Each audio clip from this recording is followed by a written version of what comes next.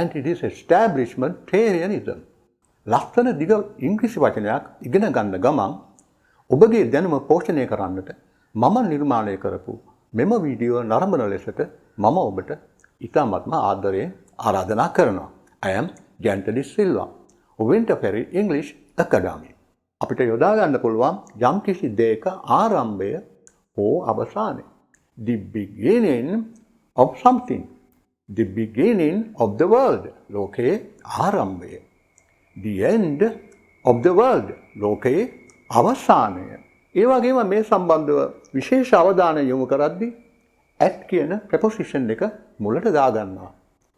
At the beginning of the world. At the end of the world. At the beginning of a word.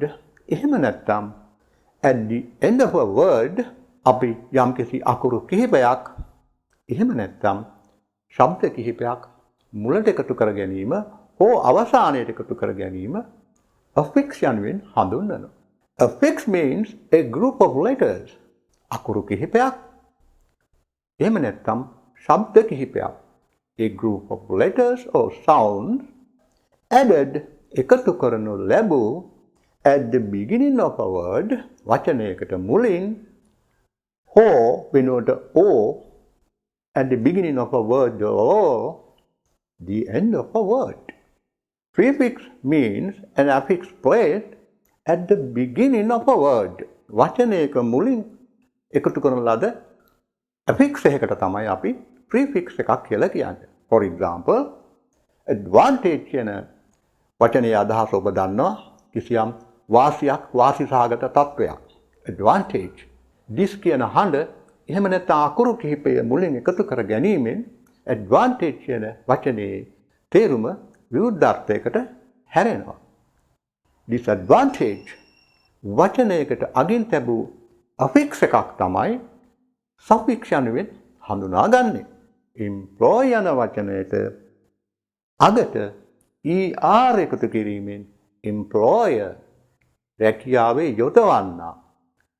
හාම්පුතා රැකියාවේ යොදවන්නා. යම්කිසි ආයතනයක හිමිකරුවා.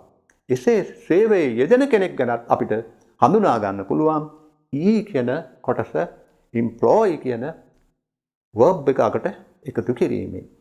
employer, employee. affix එකට ආකාර දෙකයි. මුලින් එකතු කළොත් prefix, අගින් එකතු කළොත් suffix. මේ අවස්ථාවේදී ඔබට දකින්න පුළුවන් මෙම වීඩියෝයේ ඉතාමත්ම රසවත් කොටස. විශේෂයෙන්ම ආගම පසුබිම් කරගත් කිසියම් පාලන ක්‍රමයක් තමයි ඒ කාලෙදී බ්‍රිතාන්‍යයේ දකින්නට තිබුණේ. The establishment යනුවෙන් මෙම ව්‍යුහය එකල හැඳුන්වුණා. මේට විරුද්ධව ඇති වූ මත සම්බන්ධව prefix එකක් හැටියට this යන වචනය මුලින් යොදා disestablishment යන මෙම වචනයෙන් එම විරෝධතාව හඳුන්වනු ලැබුවා. ඔබ දන්නවා vegetarian එළවලු පමණක් බුදින කෙනෙක් එළවලු පමණක් ආහාරයට ගන්නා කෙනෙකුට vegetarian යනුවෙන් අපි සමාජයේ හඳුන්වනවා. ඒ ආකාරයෙන්ම Aryan යන වචනය suffix එකක් හැටියට යොදාගෙන disestablishmentarian යනුවෙන් එම ක්‍රියාකාරයෙන්ම හඳුන්වනු ලැබුවා. ඔබ දන්නවා communism, capitalism, socialism, marxism යනුවෙන් ලෝකේ වරින් වර ආපු මතවලට ism යන කොටසෙන් තමයි එම මතවාදය වාදයක් හැටියට හඳුනා ගන්නු ලැබුවේ. මේ ආකාරයෙන් ism යන suffix එක එකතු කිරීමෙන් disestablishmentarianism යනුවෙන් මෙම වාදය හඳුන්වනු ලැබුවා. බ්‍රිතාන්‍යයට ඇති රටක් වන අයර්ලන්තය මේ සම්බන්ධව දැඩි සතුටක් දැක්වුවේ නැහැ. ඒ නිසා ඔවුන් මේට විරුද්ධව වෙනත් මතවාදයක් ගොඩනගනු ලැබුවා. එය හඳුන්වා ගැනීමට නැවත වතාවක් anti කියන prefix එක එකතු කර ගැනීමෙන් anti-disestablishmentarianism යනුවෙන් මෙම වාදය හඳුන්වනු ලැබුවා. අදටත් බ්‍රිතාන්‍ය පාර්ලිමේන්තුවේදී මෙම වචනය පාවිච්චි කරනවා අහන්නට ලැබෙනවා. ඔබගේ හඬ උස්ස තැබිය යුතු අවස්ථාවන් රතු පාට අකුරු වලින් මම පෙන්වා දීමෙන් ඔබගේ උච්චාරණය සඳහා කිසියම් පහසුවක් සලස්වලා තියෙනවා. and stab tail nizd මේ කොටස් හතර හොඳට ඇහෙන්න කියන්න ඕන. විශේෂයෙන්ම pair කියන කොටස වැඩියෙන්ම ඇහෙන්න කියන්නට ඕන.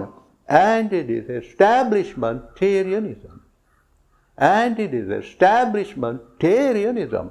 If you enjoyed this video, give it a like. Subscribe to my channel.